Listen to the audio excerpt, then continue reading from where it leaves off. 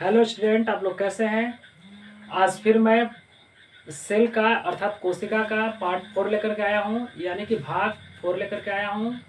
और आज आप लोगों को बहुत अच्छे से समझाने वाला हूं, क्योंकि हम आज जो बताएंगे वो कोशिका का प्रकार, जो पहला प्रकार था जो मैं बताया था, प्रोकैरियोटिक सेल जो बताया था, उसका एग्जाम्पल लेकर के आया हूं। मैं यहाँ पे आपको दिखाई दे रहा है पूर्व केंद्रकीय कोशिका, अर्थात पूर्व केंद्रकीय कोशिका में मैं जो प्रकार बताया था वो बताया था जीवाणु, नीली हरी शैवाल, माइकोप्लाज्मा, ब्लू ग्रीन एल्गी और छोटे ऑर्गेनिज्म जो आते हैं उसके बारे में मैं बताया था। लेकिन इसमें जो प्रोकैरियोटिक जो आ रहा है वो मैं आपको आज बताने जा रहा हूं, जिसमें पूर्व केंद्रकीय कोशिका के अंतर्गत आता है, जो जिसका नाम है जीवाणु। अर्थात प्रोकैरियोटिक का जो एग्जाम्पल जो आता है वो है जीवाणु।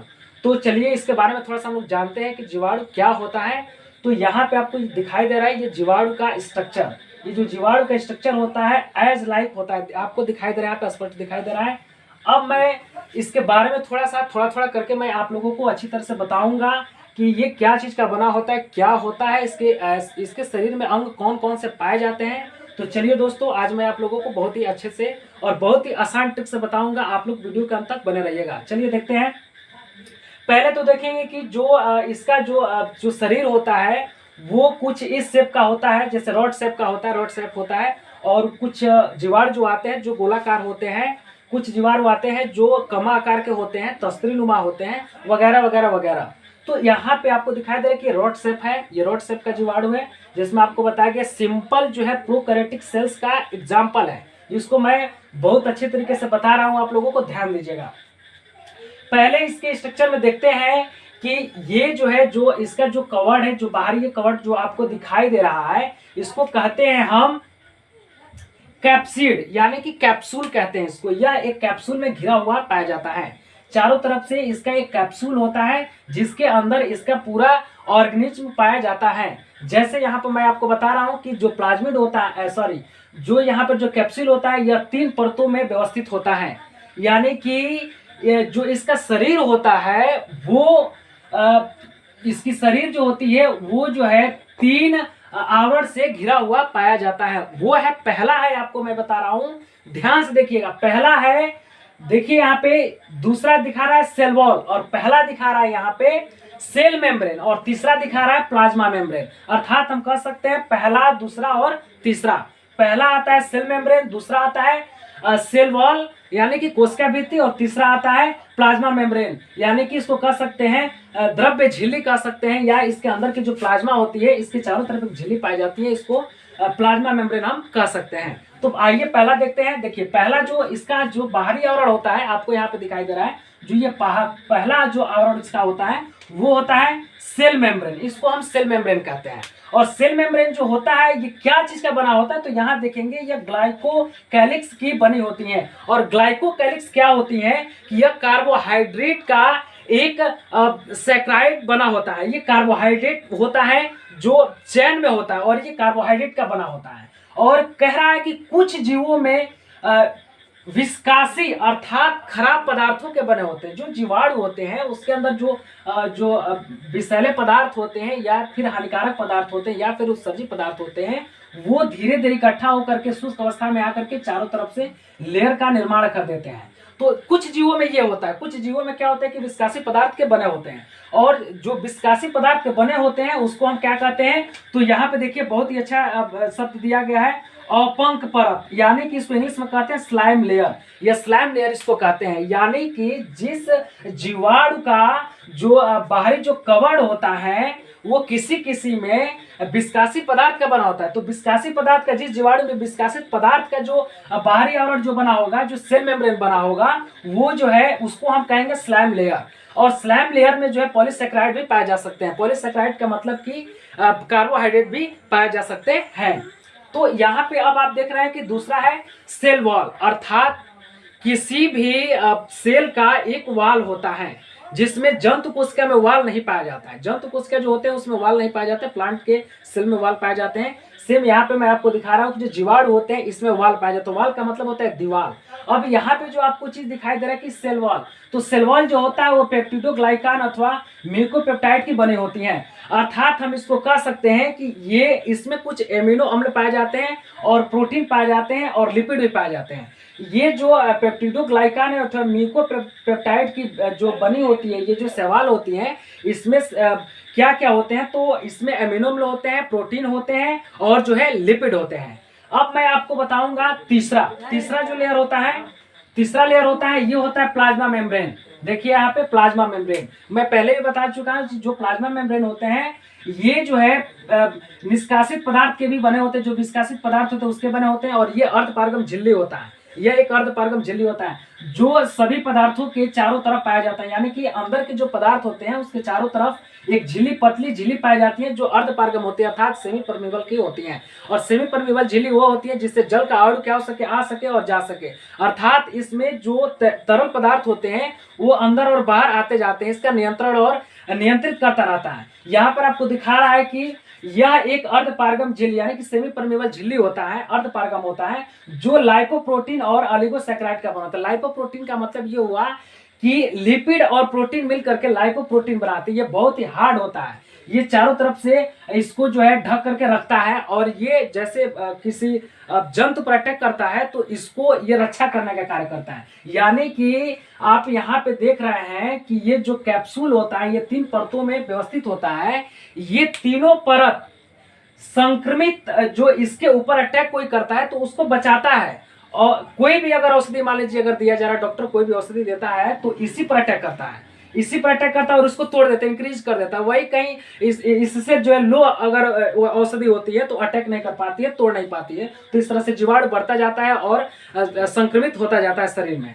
तो यही चीज मैं बताना चाहता हूँ आप लोगों को कि यह अर्धपारगम झिल्ली से बना होता है। जो झिल्ली होता है वो जो है लाइपोप्रोटीन का बना होता है और लाइपोप्रोटीन जो होता है वो लिपिड और प्रोटीन से मिलकर के बना होता है। और यहाँ पर ये भी चीज दिखा रहा है कि एवं ओलिगोसैकेराइड से बनी होती हैं। और ओलिगोसैकेराइड क्या होती है कि यह एक प्रकार की शर्करा होती है जो ग्लूकोज जो होता है उसके सूत्र के अनुसार इसको दिया जाता है और ये ग्लूकोज से ही बनी होती है ओलिगोसैकेराइड। जो ग्लूकोज जो शर्करा होती है वो ग्लूकोज में भाग लेती है, उसी से इसका निर्माण होता है। अब मैं आपको बताऊंगा कि इसमें एक अंग पाए जाते हैं जो यूकैरियोटिक सेल्स में भी पाए जाते हैं, जो प्रोकैरियोटिक सेल्स में पाए जाते हैं, लेकिन यूकैरियोटिक सेल्स में जो पाए जाते हैं वो 80 इस प्रकार के राइबोसोम्स पाए जाते हैं। और यहाँ पे आपको दिखाई दे रहा है कि प्रोकैरियोटिक सेल्स में जो है ये 70 इस प्रकार के राइबोसोम्स पाए जाते हैं। कई ऐसे स्टूडेंट होते हैं कि जो समझ नहीं पाते हैं, मैं इसको अच्छी तरह से समझाने की कोशिश कर रहा हूँ कि जो राइबोसोम्स होता है वो प्रोटीन सिंथेसिस का स्थल होता है। अर्थात ये जीवाणु जो होता है, ये जीवाणु जो प्रोकैरियोटिक सेल्स होता है, ये जो राइबोसोम्स होता है, ये राइबोसोम से इसके अंदर प्रोटीन सिंथेसिस का कार्य करता है, यानी कि प्रोटीन संश्लेषण के कार्य में भाग लेता है। और यहाँ पे आप देख पा रहे हैं कि 70 इस प्रकार, कई ऐसे स्टूडेंट है इसको समझ नहीं पाते हैं, तो मैं इसको डीपली समझाने की कोशिश कर रहा हूँ कि ये जो 70 इस प्रकार की जो राइबोसोम्स होती है,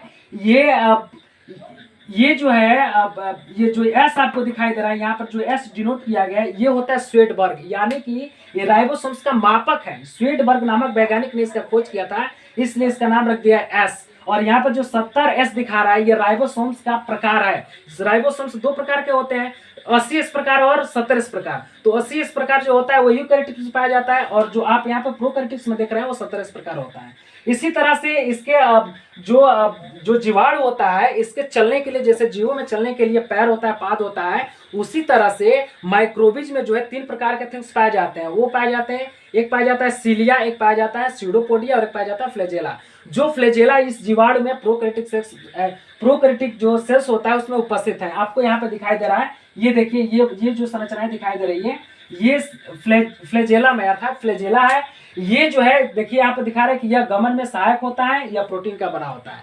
कहीं भी जीवाणु या तो पानी में रहे गमन करे या हवा में गमन करे या थल पे गमन करे, कहीं भी गमन करे, ये इसी के सहारे गमन करता है। ये फ्लैजेला जो है गमन कराने में सहायक होता है, यानी कि चलाने में, इधर उधर ले जाने में, ले आने में, मोड़ने में ये सहायक होता है। ये प्रोटीन का बना होता है। अब यहाँ पे आपको दिखाई दे रहा है कि यहाँ पे कुछ ऐसे कण होते हैं, इसमें पदार्थ जो पाए जाते हैं जिसको साइटोप्लाज्म कहते हैं। अर्थात साइटोप्लाज्म का मतलब हुआ कि कोशिका द्रव्य, और कोशिका द्रव्य का मतलब ये हुआ कि जो कोशिका में जो पदार्थ पाए जाते हैं, जो द्रव्य पाए जाते हैं, उसको हम कोशिका द्रव्य कहते हैं। और इस कोशिका द्रव्य में खास करके देखिए क्या पाया जाता है, जीवाणु में जीवाणु पाया जाता है ग्लाइकोजन और स्टार्च। ग्लाइकोजन का मतलब कि ग्लूकोज पाया जाता है और स्टार्च का मतलब ये होता है ग्लूकोज, यानी कि उसका दूसरा रूप होता है ग्लूकोज। ग्लूकोज जो है प्लांट बनाता है और प्लांट जो स्टार्च होता है वो प्लांट निर्माण करता है।